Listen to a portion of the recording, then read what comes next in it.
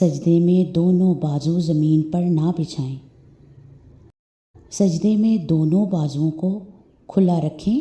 رسول اللہ صلی اللہ علیہ وآلہ وسلم سجدے میں اپنے دونوں بازوؤں کو اس قدر پھیلا دیتے تھے کہ آپ کی بغلوں کی سفیدی ظاہر ہو جاتی تھی۔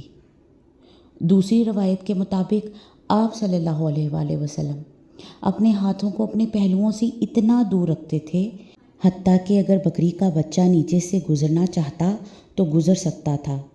سجدے میں دونوں پاؤں کھڑے کر کر رکھیں۔ پاؤں کی انگلیوں کو قبلہ رخ موڑ لیں اور دونوں پاؤں کی اڑیاں آپس میں ملا لیں۔ حضرت عائشہ رضی اللہ تعالیٰ عنہ فرماتی ہیں، میں نے ایک رات رسول اللہ صلی اللہ علیہ وآلہ وسلم کو بستر پر نہ پایا تو آپ کو ٹٹولنے لگی۔ میرا ہاتھ آپ کے پاؤں کے تلوے پر پڑا۔